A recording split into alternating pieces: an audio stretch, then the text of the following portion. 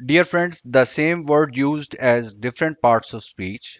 इसमें इस वक्त हम एनालाइज कर रहे हैं अबव को कि ये मुख्तलिफ सेंटेंसेस में इस्तेमाल किया गया है, इसका रोल क्या है। द हेवंस आर अबव, एक मरतबा आ गया above. The moral lies above the civil, analyse the above sentence.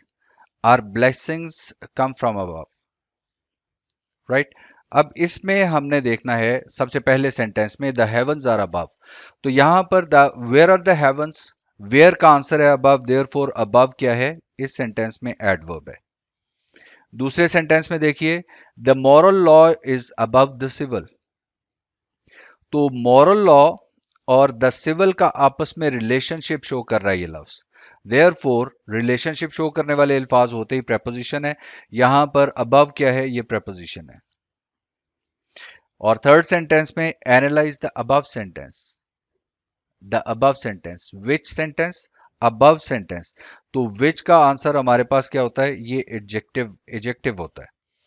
और last sentence, are blessings come from above, तो इसमें तो एक सादा जुगाड़ फार्मूला है कि ये प्रेपोजिशन है फ्रॉम, तो ऑब्जेक्ट ऑफ प्रेपोजिशन नाउन होता है, लिहाजा अबव यहां पर नाउन है। See you in the next video.